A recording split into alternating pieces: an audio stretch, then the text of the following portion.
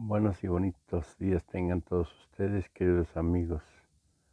Bienvenidos a este canal de YouTube del Ter de la Cruz. Por ahí no se les olvide darle me gusta, su like abajo, acá la campanita, píquenle, púchenle. Échame la mano, chinga. Nada más dos cosas adicionales. Una que hoy a las 11 vamos a recordar con cariño al presidente Juárez, porque hace 151 años falleció aquí en Palacio Nacional y vamos a tener un acto a las 11 de la mañana. Vamos a recordar al mejor presidente de México en toda la historia, un indígena zapoteco. Bueno, y lo segundo es agradecer al presidente Biden, porque de él dependía que se aplicaran aranceles o medidas contrarias a nuestro comercio, embargos, debido a que había una denuncia que supuestamente hablaba de que no se cuidaba la vaquita marina. Y el presidente Biden ayer resuelve no implementar ninguna medida en contra de México,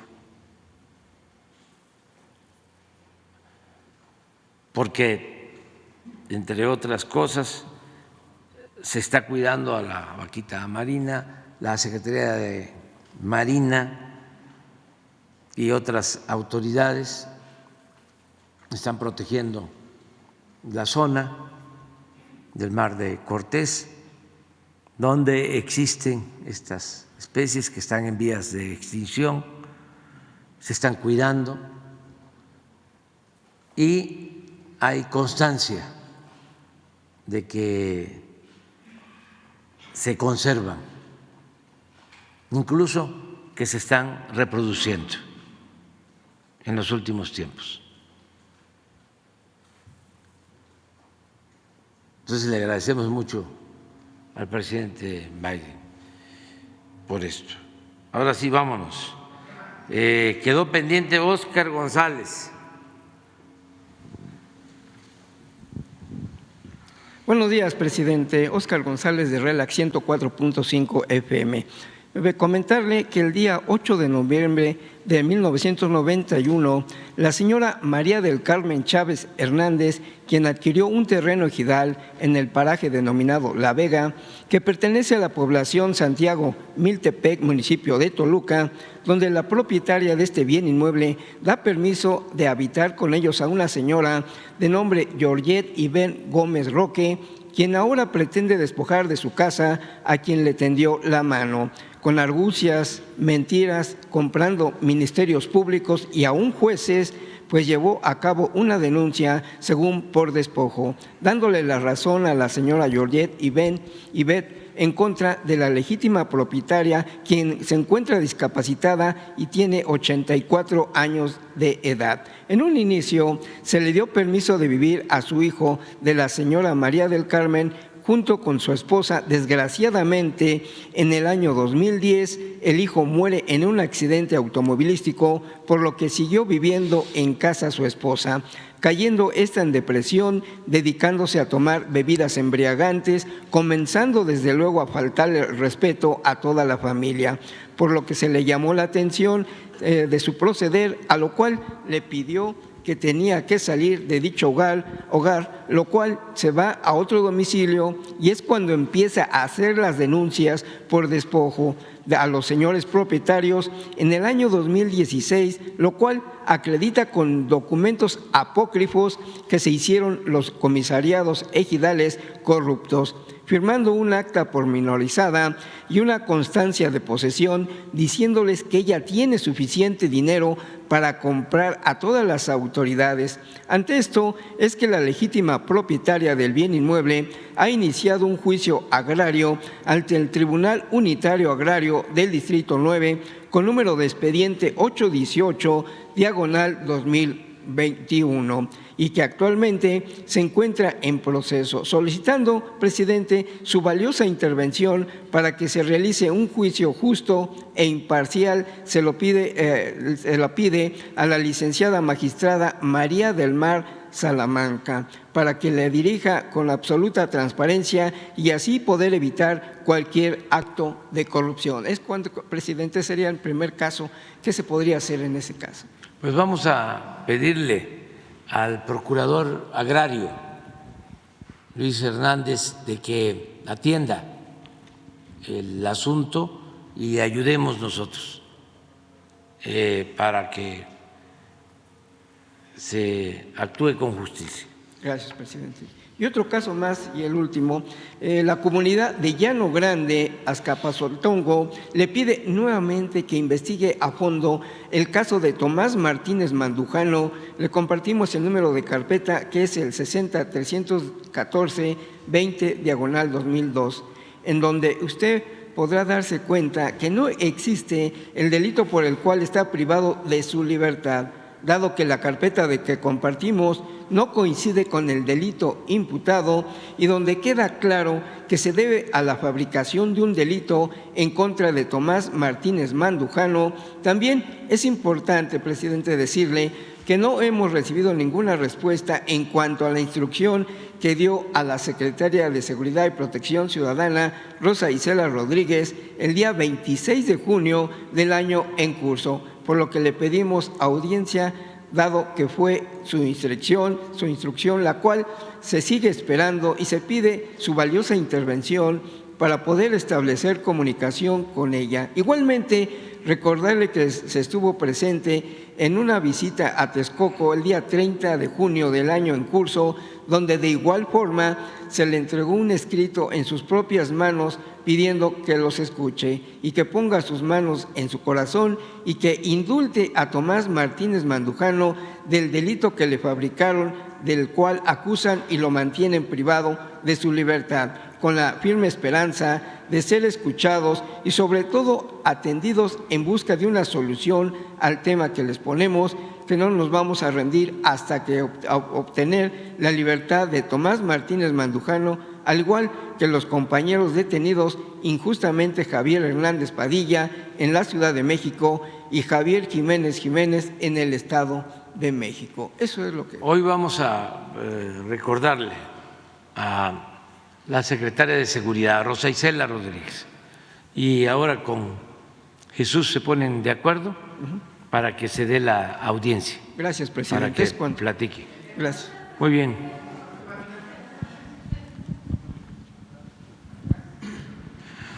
Buenos días. Buenos días, presidente. José Manuel Fuentes, de Capital 21. Como se ha informado aquí en la conferencia mañanera, se han sumado al IMSS Bienestar varias entidades. Hemos visto pues varios resultados en el abasto, en la plantilla de médicos, en la rehabilitación de hospitales, y en ese sentido vemos que en la Ciudad de México hay médicos inconformes. Ayer el jefe de gobierno decía que ya hay acuerdo con la mayoría. En ese sentido, todavía siguen las negociaciones. Me gustaría saber cómo va el avance de estas negociaciones, que nos expliquen la importancia de la federalización del sistema de salud, sobre todo en nuestra capital, presidente. Pues aquí están. Aprovechando. Jefe de gobierno.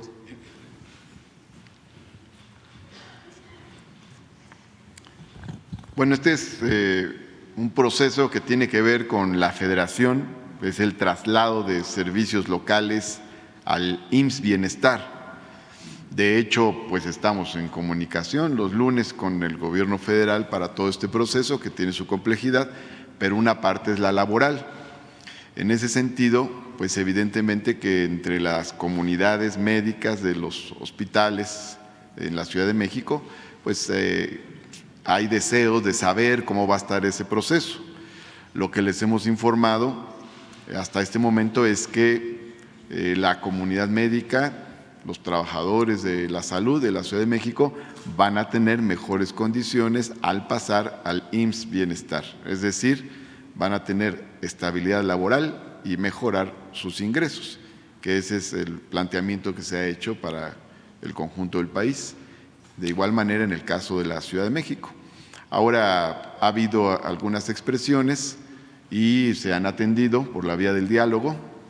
Ayer mismo que hubo algunas manifestaciones en algunos puntos de la ciudad, acudió personal del Gobierno de la Ciudad de México, sobre todo del área de Secretaría de Gobierno, acudieron a platicar con ellos para informarles, Secretaría de Gobierno y Secretaría de Salud, y vamos a seguir así, vamos a estar informando cada vez que haya una inquietud, pues a informar que se está dando este proceso. Ahorita ya nos estaba informando los beneficios para los trabajadores, pero también para la población en general. ¿Cuáles serían los beneficios? Bueno, hay un proceso que aquí se ha estado informando precisamente, que es todo el abasto de medicamentos, mejoras en la infraestructura de muchos hospitales, se han estado terminando hospitales que estaban inconclusos y también en la Ciudad de México vamos a tener este proceso de mejoras en la infraestructura y en el equipamiento de hospitales, así como en el abasto de medicamentos. De hecho, ya tenemos un abasto de medicamentos que supera el 90% en nuestros centros de salud. Muchas gracias. En otro tema, presidente, los últimos datos del INEGI indican que la inflación rompió el piso del 5%, sobre todo por los energéticos. Sin embargo, hay algunos precios de productos, así lo reporta la gente, que nomás no bajan con lo de la inflación. En alimentos procesados, sobre todo, es lo que no ha disminuido. Presidente, es evidente que esto en muchas ocasiones, pues, y en otras cosas, durante su gobierno hay resistencias, hay personajes que no quieren ceder. Así lo ha señalado el titular de la Comisión Nacional de Salarios Mínimos, Luis Mungía, que hay resistencias de que se bajen pues, los precios en alimentos procesados. Su estrategia de contención y manejo de inflación ha estado basada pues, en los acuerdos, no en la coerción. En ese contexto me gustaría preguntarle qué hacer pues, con este aumento en los alimentos procesados y qué se va a seguir para negociar con los empresarios, presidente, que esto impacta pues a las familias mexicanas.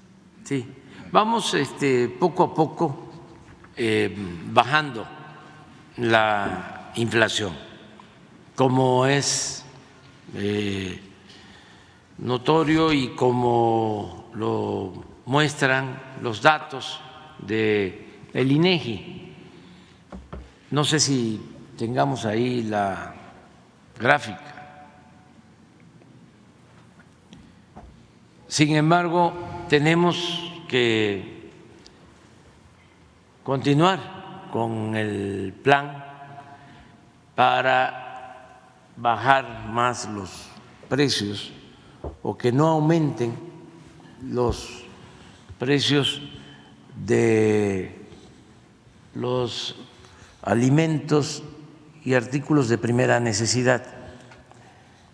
Tenemos el acuerdo con las grandes distribuidoras, con las grandes tiendas como Walmart, como Chedraui, Soriana y otras, y se está cumpliendo el que una canasta básica de 24 productos de 1,039 pesos, así se fijó, cuando teníamos la inflación muy arriba, llegamos a ese acuerdo, y ahora esa canasta ya está abajo de los 900, en algunos casos hasta 800 pesos, en el tiempo que llevamos aplicando este programa. Lo cierto es que han cumplido las tiendas departamentales, estas empresas comerciales a las que hice referencia y otras, pero tenemos que seguir avanzando. Tenemos un informe quincenal del precio de la tortilla, del frijol, del pollo, del huevo. Estamos en eso, buscando que no aumenten los precios. Y tenemos la ventaja de que no aumente el precio de los combustibles. Por eso es importante la participación del Estado, porque los neoliberales, de manera dogmática, fanática, quisieran que se diluyera el Estado y que todo quedara al mercado. Y eso es como la libertad del zorro en el gallinero, para que se entienda bien. El Estado tiene que participar en el desarrollo. Ese es el otro postulado que va en contra de la concepción neoliberal. Nosotros sostenemos que el Estado tiene que participar en el desarrollo, no puede incumplir su responsabilidad social, desde luego sin asfixiar la participación de la sociedad civil, pero sí tiene que buscar el beneficio colectivo, el beneficio general. Y esto es lo que estamos haciendo. Nos ayuda mucho también para bajar la inflación el precio del gas doméstico, que está a la baja. Me da mucho gusto que un cilindro de 20 kilos que compran las familias pobres, humildes del país, ya se esté vendiendo en 400 pesos. Estaba en 600. Entonces, ahí vamos, pero tienes razón, no podemos descuidarnos y estar pendientes y hacer un exhorto a los que distribuyen alimentos, los que tienen que ver con la tortilla, con el maíz. Ya saben a quiénes me estoy refiriendo, no solo a los tortilleros, sino a las empresas que producen la harina de maíz.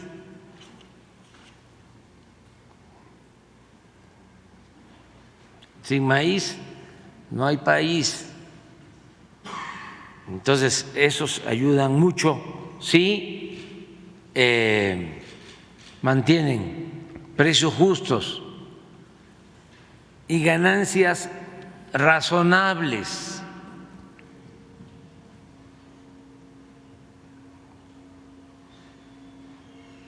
Y así en otros casos,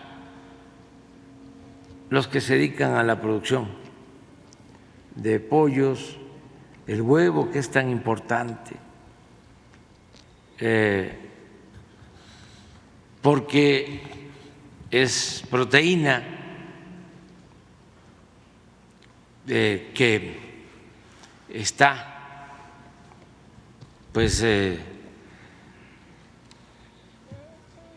accesible a la economía de la gente. Estamos ahora atendiendo el problema del atún, que también es una proteína barata, que se produce, se captura el atún en México, pero hay ahora, por ejemplo, un embargo, no se puede vender atún en Europa. Estamos buscando que las empresas atuneras mexicanas tengan acceso al mercado europeo, que eso también nos ayuda. En fin, estamos en eso. Lo ideal es la autosuficiencia energética y la autosuficiencia alimentaria. Es hacia donde tenemos que caminar. Y vamos avanzando en la autosuficiencia energética, vamos muy bien. Cuesta más lograr la autosuficiencia alimentaria porque se abandonó, igual que lo energético. Querían privatizar todo y se abandonó el campo, y ahora estamos regresando al campo, impulsando las actividades del campo. Por eso los precios de garantía para el maíz, para el frijol, la leche, por eso ya llevamos como 500,000 toneladas de fertilizantes entregadas este año. Y vamos a entregar 1 millón de toneladas de fertilizantes a 2 millones de productores, ejidatarios y pequeños propietarios, de manera gratuita, la entrega del 1 millón de fertilizantes, de toneladas de fertilizantes. Y esto es producir más y que coman los que nos dan de comer. Presidente, por último, su homólogo colombiano, Gustavo Petro, confirmó que usted va a visitar el país. Me gustaría preguntarle los detalles de su visita en Colombia y también cómo está siendo la relación con Colombia. Sabemos que México y Colombia estuvieron bajo la estrategia de seguridad que pues no dio buenos resultados. Tenemos el Plan Colombia, que bueno, asesinaron a muchas personas, la guerra contra el narcotráfico. También se aplicó aquí con el Plan Mérida, con Felipe Calderón. Entonces vemos pues, que los resultados pues, no favorecieron, vemos que fue una guerra nefasta, y en ese sentido me gustaría preguntarle cómo va a ser la cooperación entre Colombia y México en cuestión de seguridad y también la lucha contra las drogas, presidente. Sí, muchas gracias. Sí, confirmar de que sí vamos a visitar Colombia y Chile en el próximo viaje que vamos a hacer. Vamos a estar en Colombia como el día 8 y 9 de septiembre y el 10 y 11 en Chile. Ese es el recorrido que vamos a hacer en América del Sur. Por ahora, pero sí Colombia y Chile. En el caso de Colombia, uno de los temas a tratar es la cooperación para enfrentar el problema del narcotráfico y también de la aplicación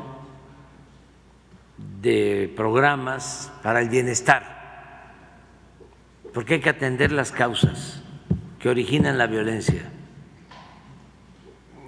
El ser humano no es malo por naturaleza, no nacemos malos, son las circunstancias las que llevan a algunos a tomar el camino de las conductas antisociales. y hay que cambiar las circunstancias. Hay que combatir la desigualdad, combatir la pobreza, hay que garantizar oportunidades de trabajo, salarios justos, hay que atender a los jóvenes, hay que fortalecer valores culturales, morales, espirituales, buscar vivir en una sociedad mejor. Eso es lo fundamental para enfrentar el flagelo de la violencia. No se resuelven las cosas solo con medidas coercitivas, con amenazas de mano dura, con leyes más severas, con cárceles. No, eso no funciona. Como lo expresaste, cada vez que aplican esos planes autoritarios, que muchas veces violan derechos humanos porque son licencias para rematar heridos en enfrentamientos, masacres, torturas. Todo eso no resuelve. No se puede enfrentar el mal con el mal. El mal hay que enfrentarlo haciendo el bien. Y la paz es fruto de la justicia. Esto los conservadores no lo internalizan, les cuesta mucho trabajo aceptarlo. Para ellos lo que tiene que aplicarse es la ley del talión, diente por diente, ojo por ojo, para que nos quedemos tuertos y chimuelos todos. Por eso se burlaban, ¿no? Y se siguen burlando cuando hablo de abrazos, no balazos. Tengo la convicción de que esa es la estrategia: atender las causas. ¿Por qué tanto consumo de droga? Jorge García Luna. Porque hay insatisfacción, Y Calderón les porque daba mano llena para que hace tuviéramos falta deseos para vivir, para triunfar, para ser feliz.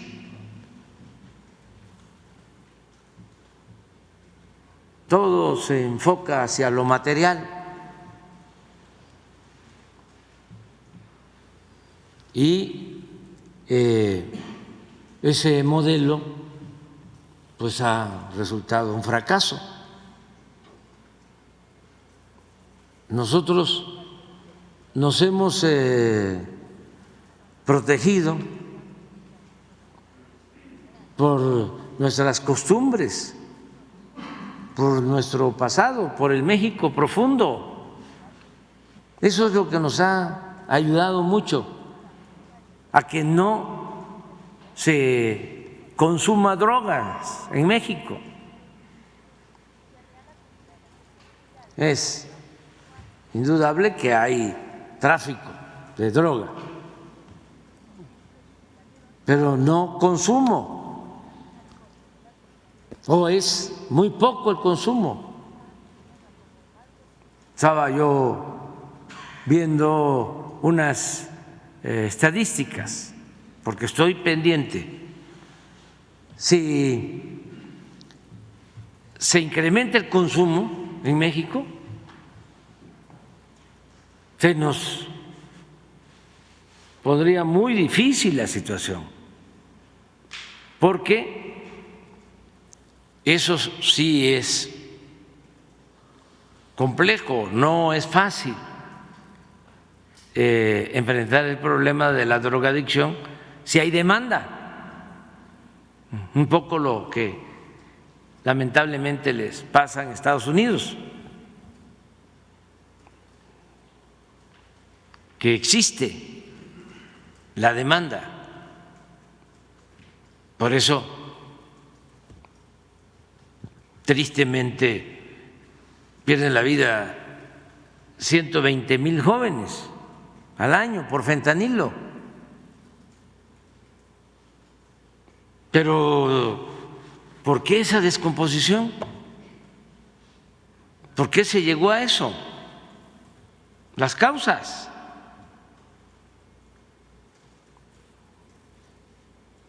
Porque podemos blindar las fronteras y poner muros y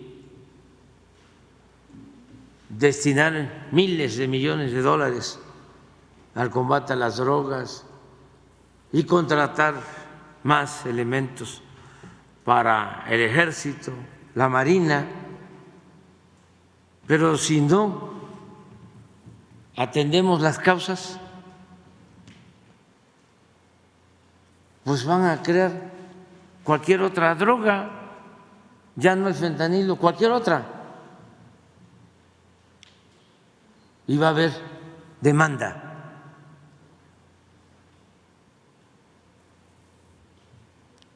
Hay que ver qué está sucediendo, porque esa crisis en la convivencia, ese vacío, yo lo atribuyo al abandono, a los jóvenes, al problema de la desintegración de las familias, a la falta de afecto, de apapacho y a ciertas costumbres que afortunadamente en el caso de México no se han arraigado. El individualismo, el que van creciendo los jóvenes y ya, que ahuequen el ala, que se vayan de la casa. Y aquí no. Y eso nos protege. ¿Y de dónde viene eso? Eso no viene de los 500 años de independencia de México, no viene más del fondo, es del México profundo, ni siquiera a partir de que se fundó Tenochtitlan en 1325, que serían 700 años a la fecha. No, más, 2,000, 3,000 años. Nosotros somos herederos de grandes civilizaciones, de grandes culturas. Y esas civilizaciones, esas culturas nos dejaron una manera de ser, una idiosincrasia que nos hace muy resistentes, muy fuertes. Por eso los mexicanos enfrentamos todo tipo de calamidades y salimos adelante. Temblores, pandemias, inundaciones, hambrunas, malos gobiernos, la peste de la corrupción, y renace México por su fortaleza cultural. Estaba yo viendo un dato de Sonora, porque ando pendiente, bueno, todos preocupados para que no se nos aumente el consumo de droga. Y ahora que fui a Sonora, traté el tema con el gobernador y me mandó una estadística. A ver si la pones. Mire, esto es lo que debemos de cuidar mucho.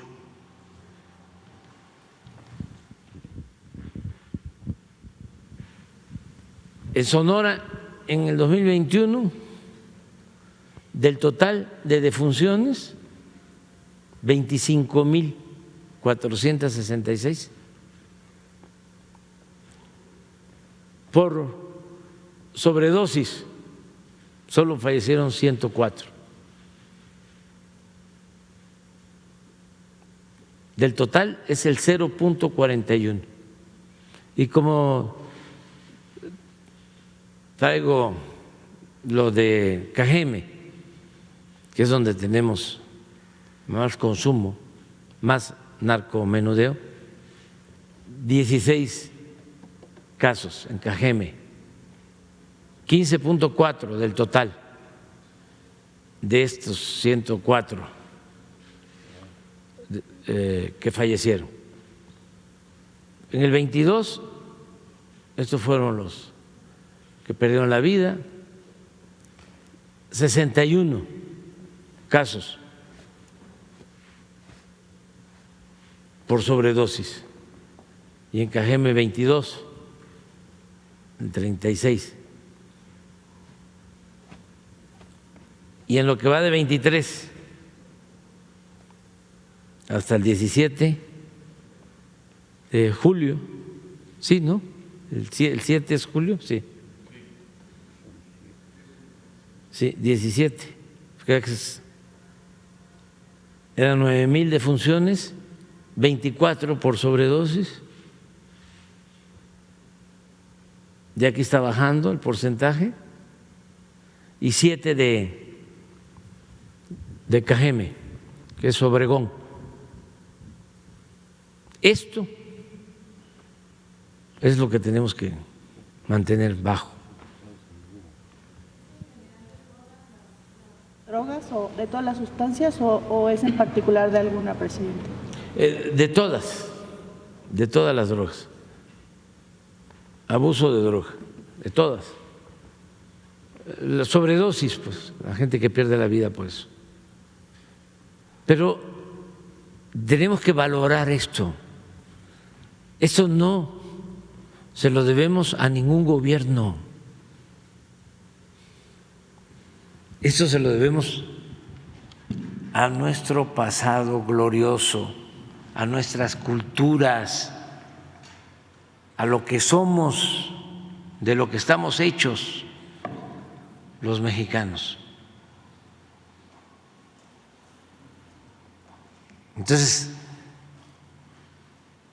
si cuidamos esto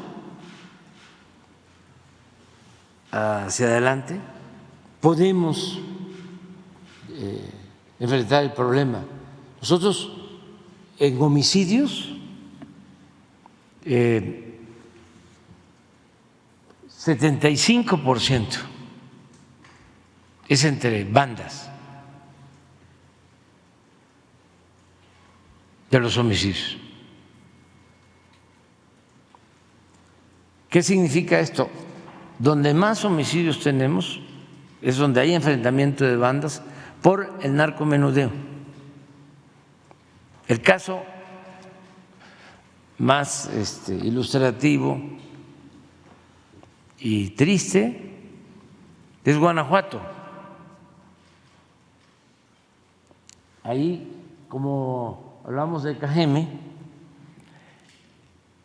en Guanajuato hay más consumo, pero no en todo el estado de Guanajuato, también, solo en el corredor industrial. Pero ahí es donde tenemos más violencia. ¿Quieren saber los homicidios de ayer? Para que se constate, porque aquí todos tenemos que aprender. Y por eso hablamos que es una comunicación circular. Miren ayer lo que les estoy diciendo. Esto fue ayer 68 homicidios en el país. 12 estados, 12 sin homicidios, pero Guanajuato, primer lugar, 16%, por lo que estamos hablando. Si analizamos los 16 que fallecieron, que perdieron la vida en Guanajuato, vamos a encontrar de qué fueron enfrentamientos o que tienen que ver con el narcomenudeo, con el consumo. De ahí la importancia de fortalecer valores, de atender a los jóvenes, de evitar la desintegración de las familias, de no despreciar nuestro pasado, fortalecer nuestra identidad, exaltar nuestras tradiciones, nuestras costumbres y hacer a un lado el clasismo y el racismo.